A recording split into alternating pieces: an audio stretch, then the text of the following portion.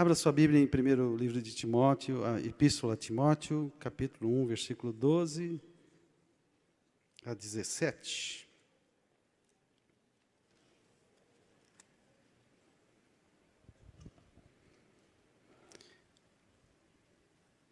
Abriu aí? Vamos ler a palavra. Dou graças a Cristo Jesus, nosso Senhor, que me fortaleceu e me considerou fiel, designando-me para o ministério, a mim, que no passado era blasfemo, perseguidor e insolente. Mas alcancei misericórdia, pois fiz isso na ignorância, na incredulidade. Transbordou, porém, a graça de nosso Senhor com a fé e o amor que há em Cristo Jesus. Esta palavra é fiel e digna de toda a aceitação, que Cristo Jesus veio ao mundo para salvar os pecadores, dos quais eu sou o principal.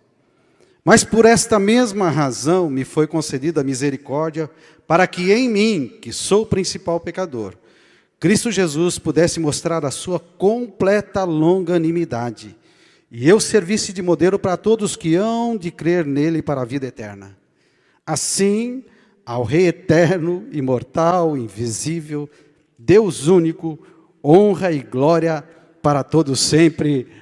Amém. Aleluia. Senhor, nós te louvamos, Senhor, pela tua palavra. Nós queremos ouvir a tua voz, querido Espírito Santo, em nosso coração, à medida que a gente ler os textos aqui. Senhor, peço que o Senhor, nós pedimos que o Senhor fale conosco. Toque a nossa vida através da tua palavra com poder. Nós precisamos muito mais do que entender com a nossa mente, nós precisamos de revelação no nosso espírito. Por isso eu peço, Senhor, que o Senhor faça isso com cada um aqui, de forma particular, Pai. Em nome do Senhor Jesus, nós colocamos nossas vidas em tuas mãos. Todos podem dizer amém? Amém. Eu hoje pela manhã estava dizendo aos irmãos, que nós temos sido tão abençoados. Esse ano tem sido, acho que um ano histórico para a Bíblica da Paz. Assim, tem sido tão abençoado, nós aprendemos tantas coisas preciosas no livro de Romanos, e o Senhor tem usado tanto a vida do pastor Edson, e aí veio ao meu coração o desejo de falar um pouco, embora o pastor, no início dos estudos da carta aos Romanos, o pastor fez um breve relato da vida de Paulo, não é? Mas eu tive vontade no meu coração, creio que foi Deus que colocou no meu coração, porque esse relato aqui, queridos, fala a respeito do testemunho. Paulo está escrevendo a Timóteo a sua penúltima carta que ele escreve, e ele está escrevendo ao seu discípulo amado, o seu filho na fé, o seu pastor que ele discipulou, e deixou pastoreando a igreja. E ele, nesse texto, logo no início, ele dá um depoimento. Na verdade, Paulo fala desse depoimento na vida inteira dele. Em todo o tempo ele está falando de uma experiência que ele teve com o Senhor. E essa experiência mudou completamente a vida de Paulo. Nós vamos discorrer um pouquinho sobre isso, mas quero te chamar a atenção para esse texto que, depois de tanta experiência, depois de tantas experiências, digamos assim, e de tanto aprender com o Senhor, de tanta revelação, ele escreve uma epístola, uma carta ao seu filho na fé. E certamente Timóteo já sabia dessa história. Certamente Timóteo já sabia, mas o Espírito Santo leva Paulo a escrever isso a Timóteo, que ficasse talvez para toda a igreja, para mim e para você, amém? E ele fala assim, eu dou graças a Deus. Ele começa a dizer, eu sou muito grato ao Senhor, porque Ele me fortaleceu e me considerou fiel. Ele não diz que Ele era fiel, Ele diz que o Senhor o considerou fiel, designando Ele para o ministério a mim. E ele começa a dizer, a mim, Timóteo, euzinho, que no passado eu era alguém que não prestava, blasfemo, perseguidor, insolente. Insolente passa aquela ideia de presunçoso. Era realmente o que o Paulo viveu. Mas ele diz, mas eu alcancei misericórdia, pois eu fiz isso na ignorância, na incredulidade. E você vai entender que era isso mesmo que acontecia com ele. Transbordou, porém, a graça do nosso Senhor com a fé e o amor que há em Cristo Jesus. E no versículo 16... no versículo 15 diz, esta palavra, ele dá uma declaração aqui, essa palavra é fiel e digna de toda aceitação, que Cristo Jesus veio ao mundo para salvar os pecadores, dos quais eu sou o principal, mas por essa mesma razão, me foi concedida a misericórdia, para que em mim, diga, em mim, Paulo, o nosso grande apóstolo, de quem nós temos aprendido, através da carta de Romanos, através da vida do pastor Edson, ele fala, em mim, que sou o principal pecador, Cristo Jesus pudesse mostrar a sua completa longanimidade, a sua completa paciência, e eu servisse de modelo para todos que hão de crer nele para a vida eterna.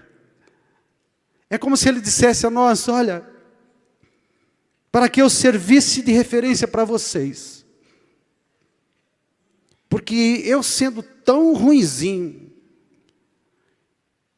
a minha história tem que servir para vocês, para comunicar pelo menos uma coisa, que o Deus da misericórdia está pronto para lançar a sua misericórdia na vida de cada um de nós aqui, queridos. E ele termina esse relato dizendo assim, assim, brota um louvor no coração de Paulo, e é interessante que todas as vezes que ele fala dessa experiência, ele termina adorando a Deus, ele fala assim, ao Rei eterno, imortal e invisível, Deus único, honra e glória para todos sempre, amém. O coração dele se enche de gratidão, queridos. E aí a gente começa a entender o nível da profundidade da revelação que nós temos ouvido durante esse ano de 2023, aquilo que o Senhor tem trazido ao nosso coração e tem acrescentado à nossa vida dia após dia, e muitos de nós nossos olhos têm sido abertos para verdades que talvez nós nunca entendemos com a nossa mente. Mas há uma coisa aqui importante, Deus permitiu com que este homem vivesse uma experiência. E muitos homens viveram experiências com o Senhor. Pedro viveu experiência com o Senhor. João viveu experiência com o Senhor. A mulher do fluxo de sangue viveu experiência com o Senhor. Mas aprove ao Senhor levantar a vida de Saulo para nessa experiência, a partir dessa experiência, ele trazer uma revelação que não é só, evidentemente, na carta aos Romanos, mas a carta aos Romanos é conhecida, eu disse para os irmãos, como o quinto evangelho. Na verdade, é a explicação do evangelho aos gentios. Para nós, do Ocidente aqui, que não entendemos muito da religiosidade, talvez não entendíamos, talvez a gente entenda um pouquinho mais hoje, mas não entendíamos tanto quando o Senhor nos alcançou. E Deus levanta esse homem para escrever. Mas antes dele começar a escrever, ele teve uma experiência poderosíssima. Está lá relatado no livro de Atos, capítulo 9. E ele diz assim, Saulo respirando ainda ameaças de morte contra os discípulos do Senhor, dirigiu-se ao sumo sacerdote e lhe pediu cartas para a sinagoga de Damasco, a fim de que, caso achasse alguns que eram do caminho, o caminho eram os crentes, né? Assim homens como mulheres, os levasse presos para Jerusalém. Seguindo eles afora, ao aproximar-se de Damasco, subitamente, essa palavra aqui para mim é tão expressiva, subitamente uma luz do céu brilhou ao seu redor e caindo por terra, ouviu uma voz que lhe dizia, Saulo, Saulo, por que você me persegue? E ele perguntou, quem és tu, Senhor? Aqui já começa uma coisa interessante, quem és tu, Senhor? Essa palavra Senhor aqui é a palavra utilizada para alguém que se referia, um escravo que se referia ao seu dono, não é? Quem és tu, Senhor? E a resposta foi, eu sou Jesus, a quem tu persegues. E paz, agora levanta-te e entra na cidade, onde te dirão o que te convém fazer. Breve relato de uma profunda experiência com o Senhor. Saulo de Tarso, o pastor já nos contou um pouco dessa história, mas eu quero te relembrar. Saulo de Tarso, ele, um homem criado debaixo de ensino da cultura da filosofia mais avançada que existia na época, debaixo da cultura grega e debaixo da cultura religiosa judaica também. Morava ali e nasceu ali na província da Cilícia. E filho de judeu, de uma família abastada, criado nos rígidos ensinos da religião. Ele mesmo diz que ele é fariseu, aprendeu com os mestres mais rigorosos da interpretação da lei, extremamente inteligente, e tornou-se um fariseu convicto e fanático, e respeitado pelos seus pares, pelos estudiosos. Saulo, um jovem fariseu, já reconhecido no meio da liderança judaica do seu tempo. Alguns estudiosos dizem que provavelmente ele já fazia parte do Sinédrio. Sinédrio era um colegiado de líderes experimentados, 70 líderes, não é? Então ele já era respeitado, proeminente ali, no meio dos seus líderes, no meio da religião. E ele aparece lá no capítulo 7, versículo 58, que relata a primeira aparição de Saulo no livro de Atos, que é relatado por Lucas, né, o evangelista, que andou tantos anos com Paulo. E diz lá que quando Estevão estava sendo martirizado, Saulo estava ali e consentia com aquilo que estava sendo feito. Um moço tão novo, cheio de inteligência, e como ele mesmo disse lá naquele texto que nós lemos agora, cheio de presunção no seu coração. Mas não a presunção que nós poderíamos reputar por enganosa para eles. Eles achavam que aquilo era verdade. Saulo, que era um jovem, o termo jovem aqui no grego diz que havia um jovem ali, né? No capítulo 7, versículo 58, chamado Saulo. Esse termo aponta para um homem que talvez devesse ter de 24 a 40 anos. Era a palavra utilizada para pessoas dessa idade. Então, no primeiro relato, ele já aparece consentindo com a morte de um cristão. O texto, no versículo 1 do capítulo 9, fala a respeito de um homem que estava, diz aqui, na minha tradução, respirando ainda ameaças. Em outras versões é mais incisivo. Diz que ele estava ardendo em ódio pelos cristãos. Nós estamos falando desse homem que nos ensinou tantas coisas, movido pelo Espírito Santo, com tantas cartas abençoadas. E ele estava ardendo de ódio. A breve menção não faz jus, essa breve menção desse texto não faz jus à realidade daquilo que esse homem estava, na verdade, vivendo de ódio, dado ao seu zelo. Em Filipenses ele disse, quanto ao zelo, eu era perseguidor de cristãos. Mas quando a gente fala de perseguidor, aqui no nosso tempo, a gente pensa que é gente falando mal de gente, falando mal da internet. Não, querido, é perseguidor mesmo. Ele entrava nas casas para matar as pessoas, para prender as pessoas. Aqueles que resistiam eram mortos pelos soldados. É esse homem, cheio de inteligência, fanático na religião. Ele se tornou um assassino e opressor. Entrava pelas casas. É tão interessante que depois que ele se converteu, e a turma em Jerusalém ficou sabendo que ele se converteu ao cristianismo, a turma nem acreditou. O próprio Ananias falou, quando o Senhor falou para ele, vai lá que eu tenho uma obra com esse sujeito aí, Ananias falou, mas não é esse cara aí que está matando todo mundo? Tem certeza que o Senhor acertou o endereço? Acertou o RG, acertou a pessoa. Está falando desse homem que causava horror e terror no coração das pessoas. Pense em alguém que causa terror no coração das pessoas. No versículo 2 diz que ele recebeu a autorização do sumo sacerdote, a autoridade maior. Isso quer dizer que ele tinha já respeito dos seus líderes. Mas a pergunta é, por que um ódio tão grande, porque a gente pode conceber uma raiva de alguém. Você fala, eu tenho raiva daquela, porque ela falou aquilo. Por que ele pode ser tão contra aquilo que eu acredito? A gente entende que essa raiva, mas a raiva de Paulo não era uma raiva comum, era um ódio de morte, queridos. Era um ódio de morte. E a gente fica pensando o que levou esse jovem judeu, estudioso da religião. A religião judaica não é uma religião de opressão, digamos assim.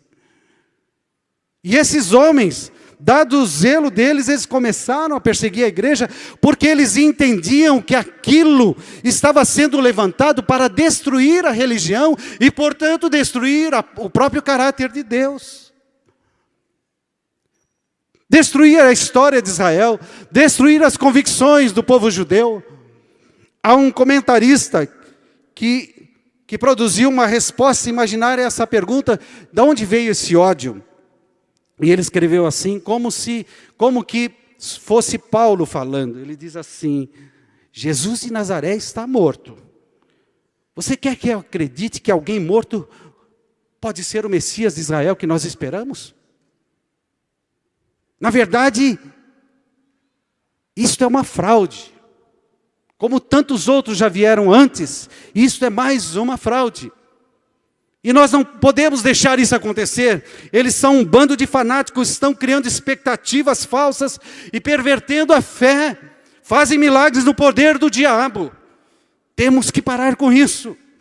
Isso é contra Deus. Isso é contra o projeto de Deus. Nós somos o povo que Deus escolheu, afinal de contas. Nós somos o povo que Deus escolheu. Esse sentimento, na verdade, era nutrido como nobre no meio dos religiosos. E a religião muitas vezes faz isso, queridos, e a gente vê isso às vezes hoje no mundo cristão. Muitas vezes nosso zelo pelo cristianismo, muitas vezes está fazendo a gente se tornar, às vezes, passar um pouquinho da conta. Se tornar um pouquinho presunçoso com relação a algumas verdades. E nós precisamos tomar cuidado com isso, amém? Não é o tema daqui. Mas o ódio desse moço cresceu e foi criando raízes no coração dele. Possivelmente Paulo presenciou alguns de longe. Eu falei para os irmãos, talvez de longe, alguns milagres que Jesus fez. Talvez ouviu de longe alguns ensinos. Talvez ele de longe, como moço, ainda talvez como adolescente ou jovem, ele tenha ouvido falar, visto a multidão de longe. Sabe quando a gente vê alguma coisa de longe e fica criando as suas próprias conclusões? O ser humano é craque para isso, não é? Nós somos craques para isso, olhar de longe e tirar as suas próprias conclusões. Aí, ao invés de a gente ir lá perto para ver o que está acontecendo, a gente vai e pergunta para alguém. E no caso dele, os conselheiros eram os religiosos. E ele, provavelmente, isso é uma imaginação, é uma hipótese, né? Provavelmente ele chegou lá, no meio dos estudiosos: você está ouvindo o que está acontecendo?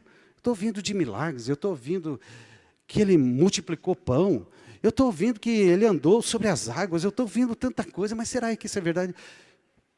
Saulo, você é moço, não acredita nessas bobagens, isso é tudo fantasia. Na verdade, nós estamos aqui empenhados. Nós já tivemos que trabalhar para que esse homem morresse. E agora nós estamos empenhados para sufocar esta onda de fraude que está rodando aí no meio da nação. E Saulo, zeloso, acreditava nisto. E ele acreditou mesmo, queridos.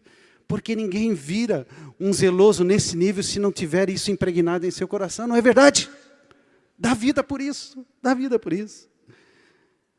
E aí, para ajudar a morte de Jesus, foi uma confirmação para os religiosos. Existia uma nata de líderes que manipulou, provavelmente, né, os historiadores falam sobre isso, que manipulou aquilo, que procuraram esconder a ressurreição. Então, para eles, esse nome, Jesus, era de um homem morto, de uma lenda que estava tomando o coração das pessoas, e Saulo então foi tomado de um ódio contra esta inverdade para eles judeus. Ele estava seguro que estava fazendo a coisa certa, mas alguma coisa no seu coração incomodava ele. E diz o texto que subitamente esse moço, a história dele é interrompida subitamente, num segundo. Ele estava indo, tinha as cartas para perseguir, encontrar e trazer preso, talvez matar alguns. E subitamente, diz o texto, uma luz do céu brilhou ao seu redor. E isso me leva a olhar espiritualmente que a conversão de cada um de nós, às vezes aconteceu assim, subitamente uma luz brilhou em nosso coração. E tudo aquilo que a gente não compreendia com a nossa mente, de repente no nosso coração há uma explosão. Olha o que aconteceu. Subitamente uma luz do céu brilhou, e caindo por terra, ele caiu por terra, ouviu uma voz que lhe dizia: Saulo, Saulo, por que me persegue? Primeira coisa, ele achava que Jesus estava morto, então ele não poderia pensar que fosse Jesus. Se Jesus está morto, como é que Jesus vem falar comigo? E por que Jesus está falando para ele? Por que você me persegue? Se você vê do ponto de vista natural, ele não está perseguindo Jesus, está perseguindo homens que acreditavam numa lenda. E aí, acontece uma coisa interessante. E ele, Saulo, pergunta: quem és tu? Kyrios, Senhor. Ele usa essa palavra já como um servo que se refere ao seu dono. Quem és tu, Senhor? E aí a gente começa já a entender que alguma coisa de sobrenatural está acontecendo nesse lugar. E ele perguntou: quem és tu, Senhor? E a resposta foi: eu sou Jesus, a quem você está perseguindo. É interessante, queridos, que não houve nenhuma explicação teológica, não houve nenhuma explicação na história. Aquele homem vivia de racionalidade, tanto filosófica quanto histórica. E Jesus vai direto ao ponto. Eu sou aquele que você pensava estar morto. Eu vim aqui falar com você.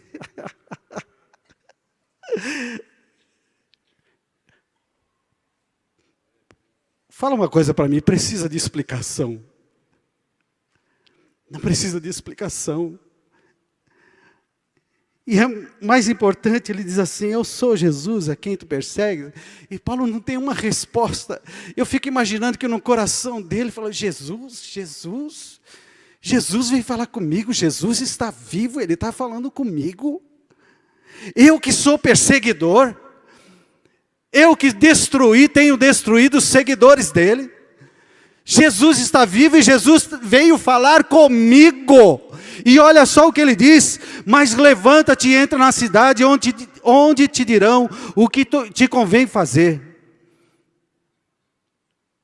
E aí você lê o resto do texto, você vai entender como Deus se apresenta para ele numa manifestação de graça, de não olhar para o passado de Paulo, nem o que ele estava indo fazer naquele momento. E num segundo, uma revelação veio no coração dele. Meu Deus, eu fico imaginando, queridos, depois diz o texto aqui, que ele teve 3 dias durante os quais nada comeu nem bebeu.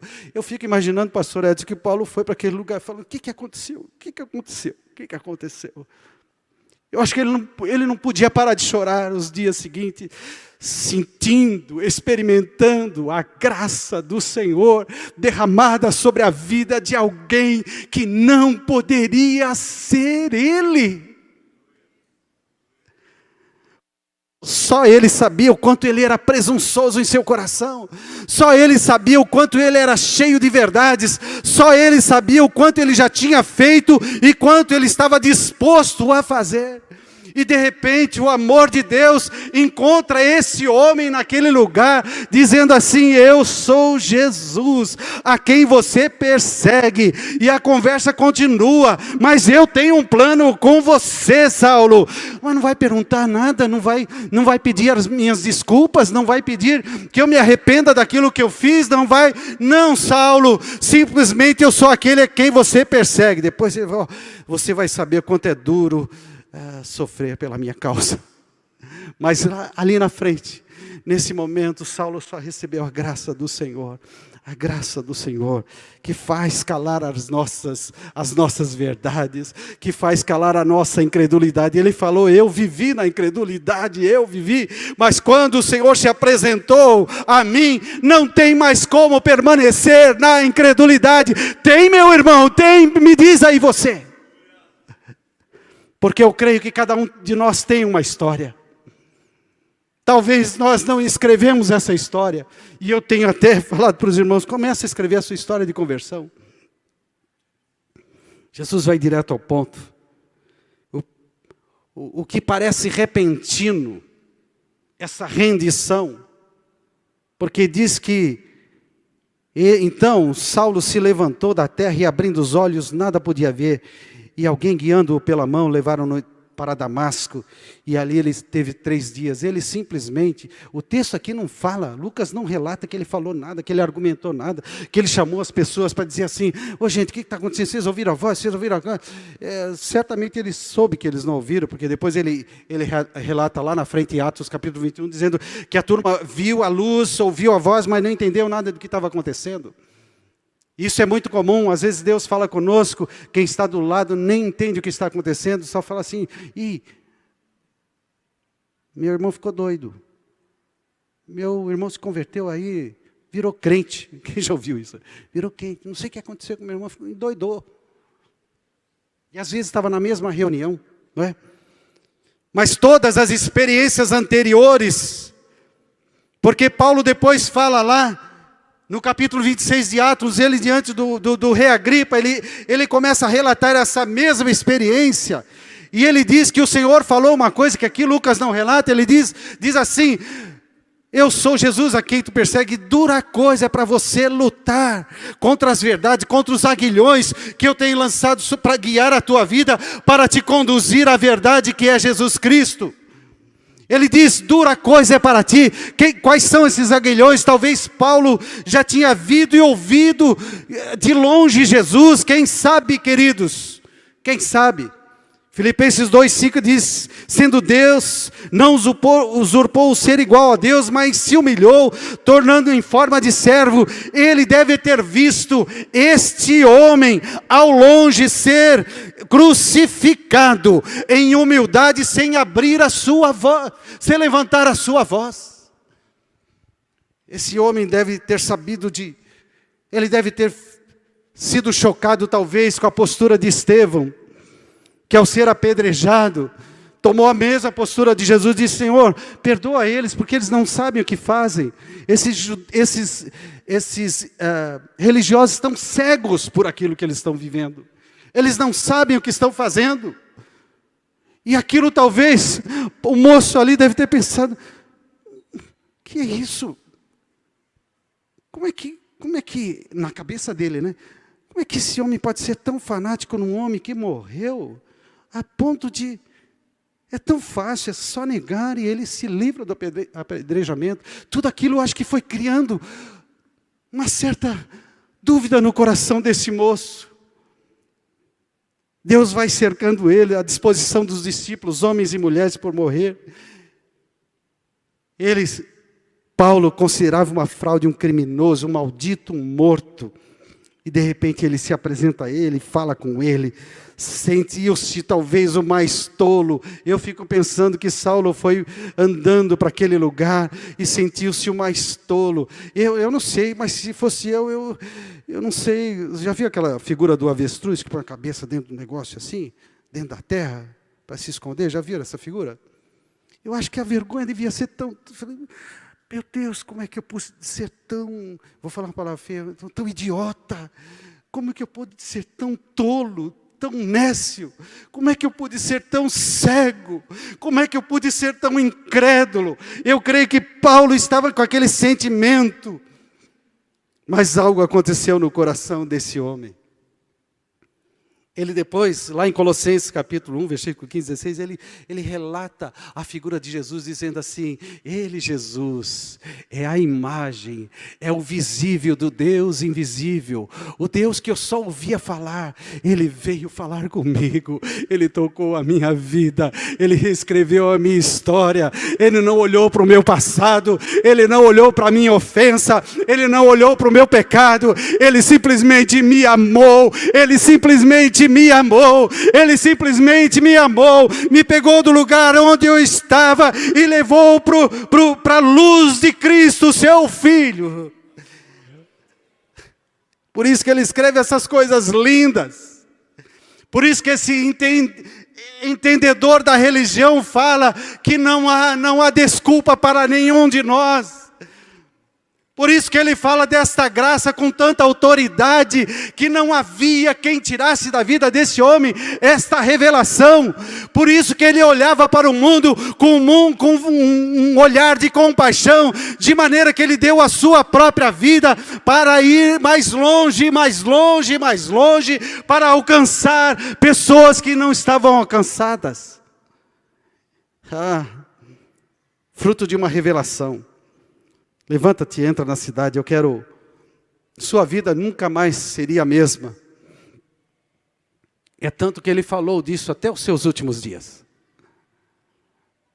É interessante, né? Toda a teologia de Paulo, eu tenho isso no meu coração, toda a teologia de Paulo está apoiada nesses segundos de revelação no seu espírito que aconteceu naquela experiência. Falei pela manhã, eu acredito que Paulo naquele momento, com a sua mente, não entendeu muita coisa, eu acho que muita dúvida. Ele falou, o Deus que eu ensino, que eu conheço, não agiria assim, é um Deus justo. Porque é inconcebível, o amor de Deus manifestado em Cristo Jesus. A mente humana é inconcebível, querido. Deus entregou o seu Filho por mim e por você, sendo a gente ainda ofensor. Ele nos amou porque Ele nos ama e ponto, é isso. Mas isso é inconcebível. Há homens como nós, que querem ter mérito, que acham que tudo na vida é pelo mérito. E aí Paulo, sabe, a sua vida nunca mais foi a mesma, e ele passou a falar disto. Ele contou isso diversas vezes, ele contou isso nas suas epístolas. Ele se referia a isso quando ele estava escrevendo as cartas na cadeia. Ele se referiu a isso quando ele estava escrevendo a epístola aos Efésios, que fala a respeito da igreja como um corpo de Cristo manifesto nessa terra. Aquilo estava impregnado na vida dele. A experiência de Paulo passou a ser a mensagem dele, porque o Senhor o encontrou, porque ele teve uma experiência pessoal com o Senhor. Aquilo era mais do que conhecimento, tanto que nós terminamos, o pastor Edson leu conosco, capítulo 11, ele diz assim, depois de falar tantas revelações poderosas para os judeus, para os gentios e para os judeus também, que estavam escravizados na religião, ele compõe uma música dizendo assim, ó, a profundidade da riqueza, tanto da sabedoria, quanto do conhecimento de Deus, quão inexplicáveis são os seus juízos, quão insondáveis são, quão ininterpretáveis são os seus caminhos. Pois quem conheceu a mente do Senhor?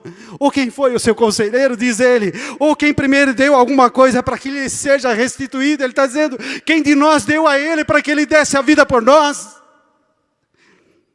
Porque dele, por meio dele e para ele são todas as coisas. A ele seja a glória para sempre. Não é maravilhoso isso tudo? Agora eu tenho 15 minutos para dar alguns pontos que isso tem a ver com a minha vida e com a tua vida, queridos.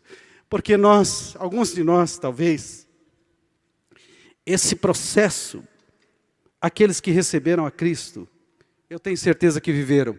Talvez não essa experiência tão aparentemente sobrenatural. Na verdade, sobrenatural aconteceu com a minha vida, com a tua vida. Cada um de nós, um dia o Senhor veio ao nosso encontro e nos tocou. Alguns numa doença, alguns sentados dentro do seu quarto. O Senhor foi lá e falou: eu quero a tua vida. Eu vim aqui para te encontrar. E você pensa assim: puxa, tem algum mérito nesse negócio? Não, o próprio Espírito Santo, a graça de Deus foi derramada ali, como derramou no coração de Paulo.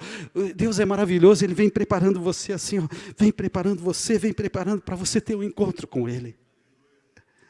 E cada um de nós, eu me lembro, eu estou vendo aqui irmãos, né, que foram encontrados numa escola, num banco de escola,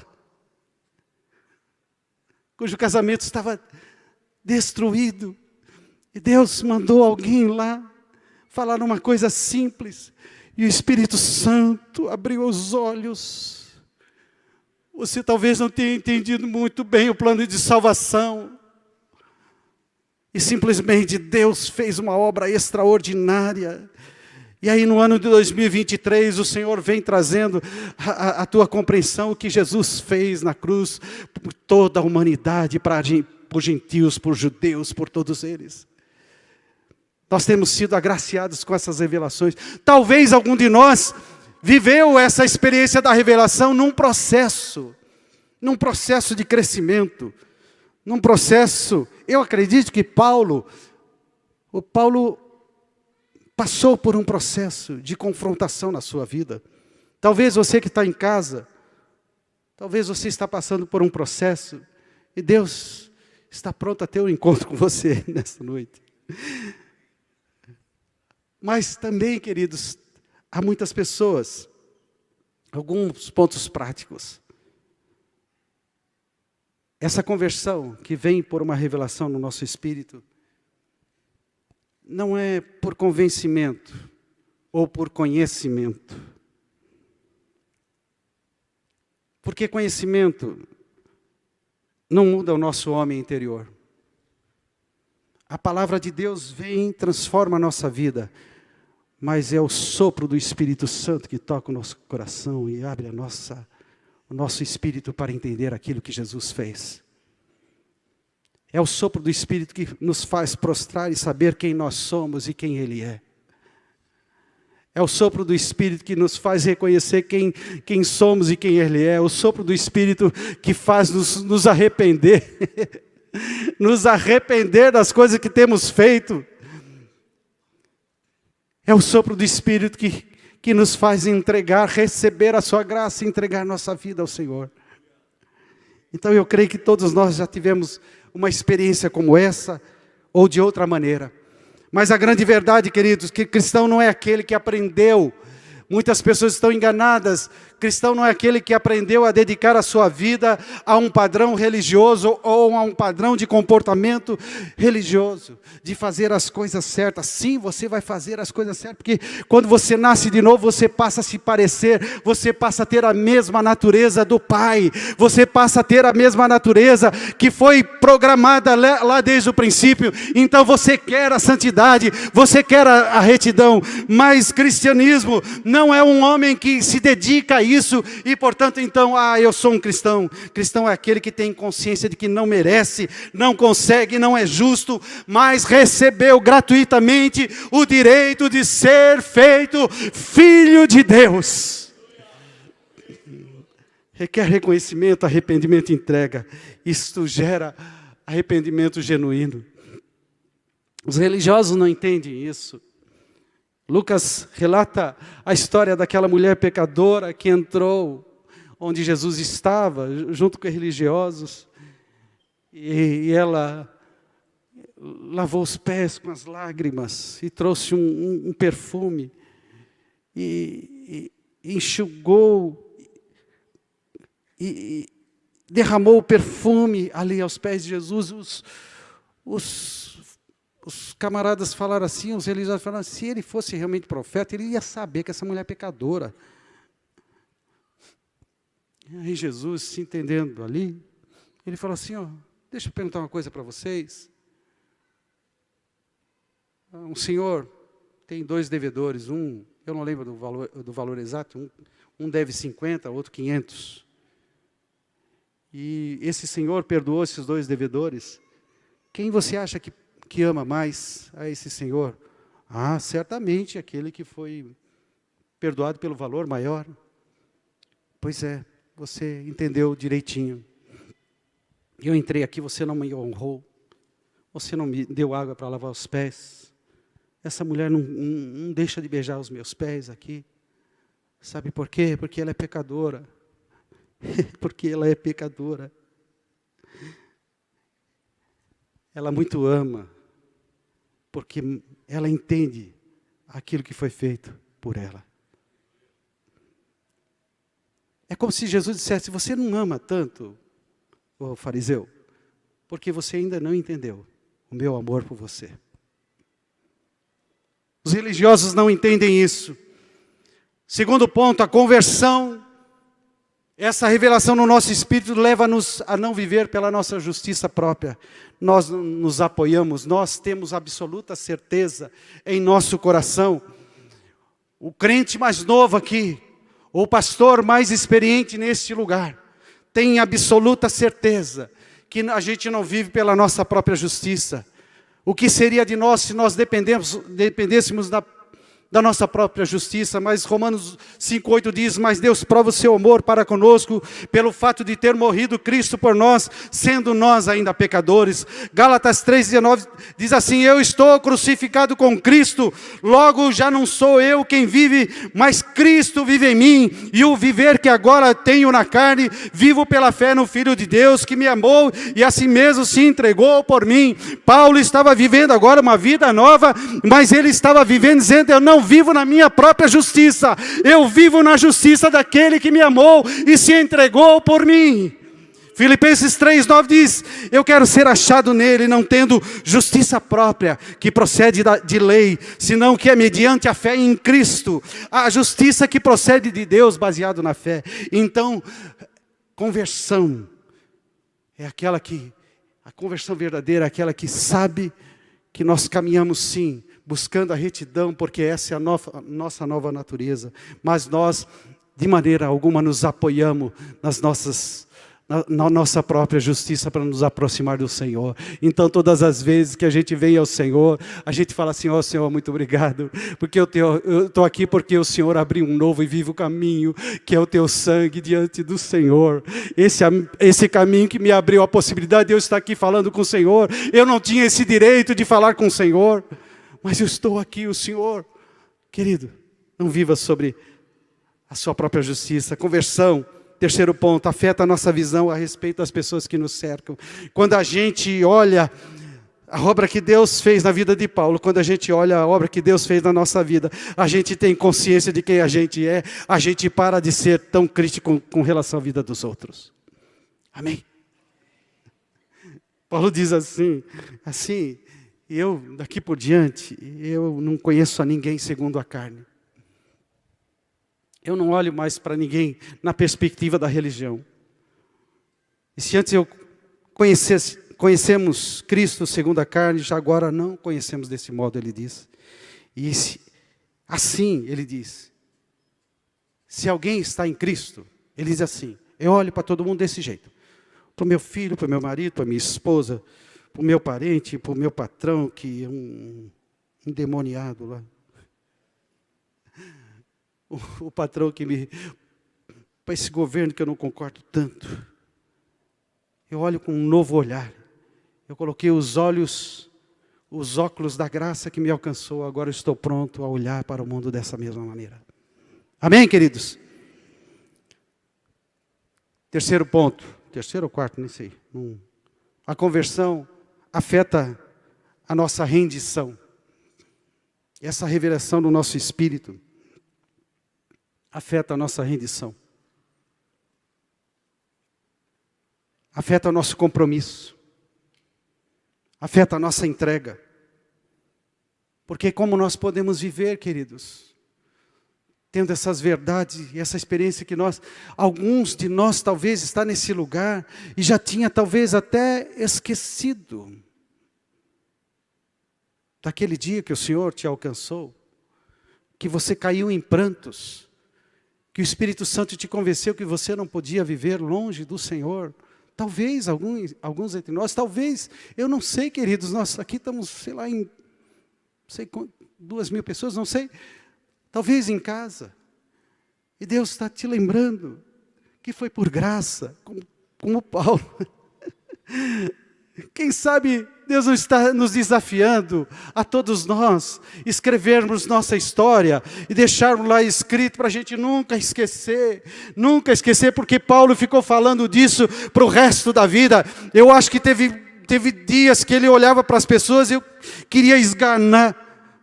O pastor não gosta de esganar, né? Ele, pelo menos um eu sei que ele quis esganar. O João Marcos, pelo menos eu sei que ele quis esganar. Que deixou ele lá, literalmente a ver navios. Não é verdade? Mas eu acho que, quando ele lembrava da graça de Cristo que o alcançou, que não jogou nada em rosto, que só disse aqui, eu sou Jesus a quem tu persegues, eu vim aqui para mudar a tua vida, cara, vem aqui, eu tenho uma história nova, eu tenho um novo tempo para a sua vida, eu tenho um propósito, você nem sabia, mas eu estou cercando a tua vida, porque eu tenho um propósito novo para você. Então talvez alguns de nós precisamos, porque nossa conversão muda a nossa rendição, a nossa oração, o nosso tempo de busca do Senhor, a nossa conversão nessa revelação. Como é que você, crente, pode andar sabendo que você foi alcançado por essa misericórdia, sabendo tudo que nós aprendemos? Como é que você pode andar sem ler a Bíblia, sem consultar a Ele, sem conhecer a Ele, a palavra de Deus que revela o próprio Deus? A sua rendição muda, o seu compromisso muda. Nossa conversão afeta o nosso propósito de vida. Nossa vida já não é mais nossa. A sua experiência, a minha experiência é a base da nossa mensagem. Como foi Paulo, querido, olhe para a sua experiência. Muitos aqui não entenderam, mas da forma que... Muitos aqui, queridos, da forma com que Deus te alcançou, às vezes ali está o propósito, inclusive ministerial da sua vida. Talvez você passou por aquela experiência amarga, e Deus te alcançou naquela situação, e Deus colocou no teu coração um olhar e uma sensibilidade para pessoas que podem passar ou viver ou irão viver. Paulo diz assim, olha, nós consolamos com a mesma consolação com que nós fomos consolados. É maravilhoso quando você começa a ouvir os escritos de Paulo, você vai entender, tudo está ligado a essa experiência. Tudo está ligado a essa forte experiência. Talvez Deus queira te usar, mas a nossa experiência mexe com a nossa mensagem. Comece a contar a história da sua conversão. Eu falei para os irmãos, eu tenho que falar para os irmãos, escreve aí. Né, outro dia o Levi esteve na minha casa, eu falei, o Levi, escreve aí. O Levi é maravilhoso, né? Toda vez que o Levi conta a mesma história aqui em cima, eu sou abençoado.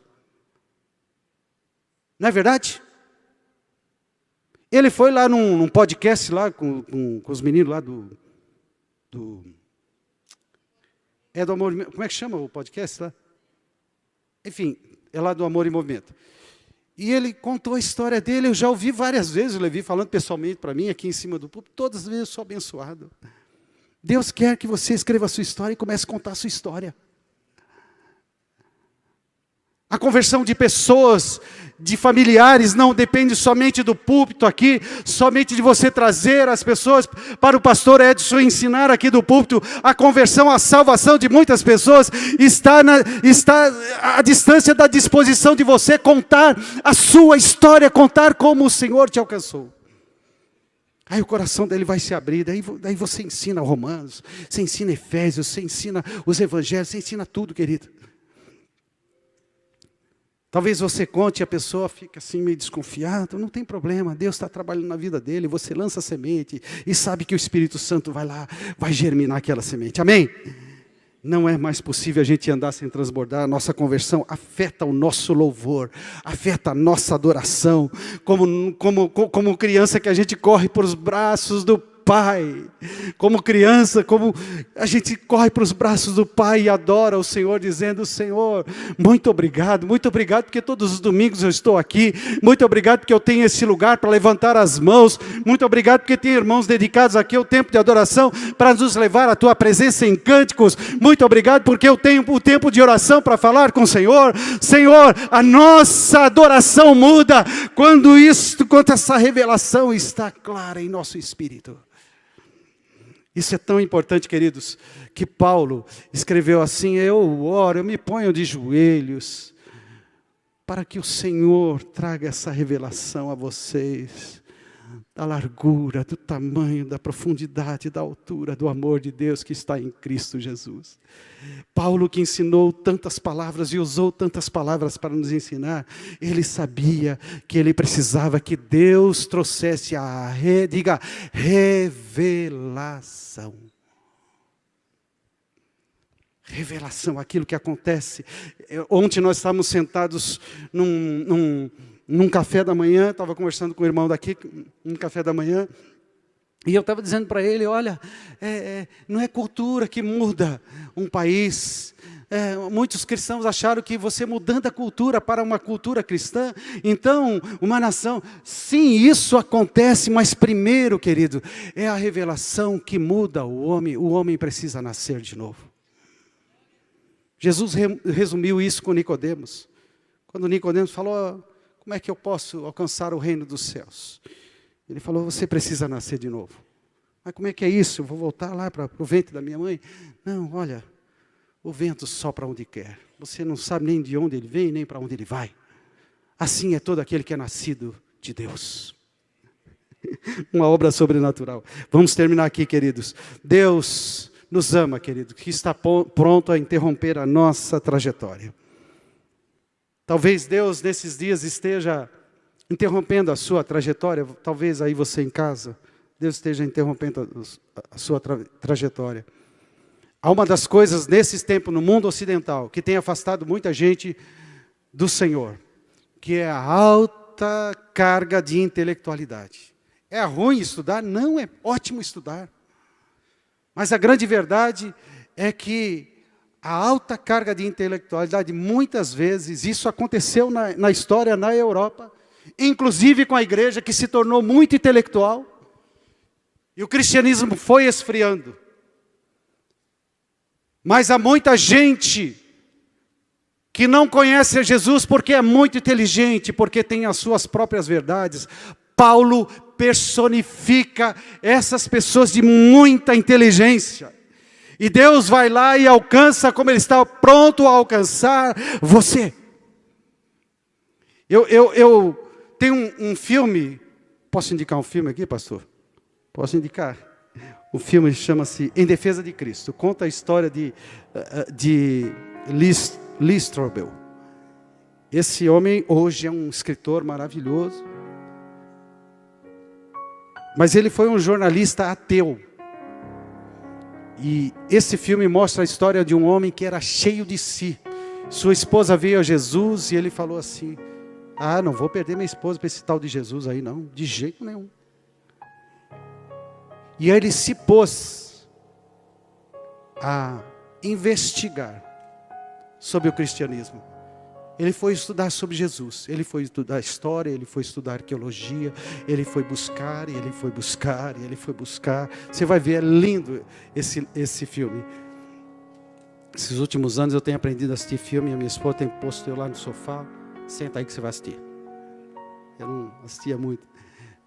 Lindo esse filme. Final da história, esse homem se converte, porque ele começa a investigar a respeito de Jesus e acaba encontrando Jesus. Deus quer fazer isso e Ele faz isso. Deus está pronto a interromper a nossa história. Talvez você seja aquele a quem Jesus está pronto a dizer: eu sou Jesus, a quem você... Não vou usar a palavra persegue, eu vou usar a quem você despreza. A quem você considera como uma fraude.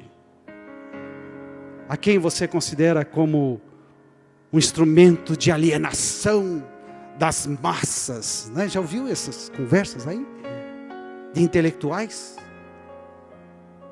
Um dia esses intelectuais vão se dar, se não se encontrarem com o Senhor antes, vão se encontrar um dia e vão ter o seu joelhinho prostrado diante do Senhor e Rei dos Reis. Talvez Deus está dando essa oportunidade a você. O Deus que não se incomoda com os nossos erros do passado, o Deus que não há nada que eu e você tenha feito possa impedir o seu amor, manifestado pela minha e pela sua vida. Portanto, os seus erros, a sua presunção, a sua intelectualidade, a sua ignorância, não é impedimento para que você diga: Deus, se é verdade o que esse homem aí está falando, mostra para mim. Queridos, eu tenho visto alguns irmãos gravarem testemunhos na internet, e eu fico vibrando com isso, pastor Edson. Os irmãos têm ido e têm contado a sua história. Mas são celebridades, né? Aí você pode pensar: não, o testemunho importante é dessa celebridade aí. Querido, eu quero dizer para você, testemunho importante é a sua vida. A sua vida. Eu e você podemos ser um instrumento de Deus, escrever cartas como Paulo escreveu. Olha, eu tenho uma história para te contar. 5 versos, dizendo: a esse Deus seja a honra e a glória para todos sempre, porque Ele me alcançou. Amém? Talvez você esteja sendo só despertado. E eu fico pensando que muitos irmãos aqui ouviram tantos ensinos maravilhosos esse ano, e ainda vai terminar, falta um pouco para terminar, né, pastor Edson? Vai terminar ainda, né? Umas semanas. E, por favor, termina. Não deixa terminar, não. Mas talvez algumas pessoas viveram a experiência da revelação, mas Deus nos deu a oportunidade de entender, como Paulo entendeu depois tudo aquilo que aconteceu com ele. E nós tivemos esse ano a oportunidade de entender. Tão grande salvação, disse o escritor de Hebreus. Como é que a gente vai desprezar essa tão grande salvação? E Deus nos deu essa oportunidade.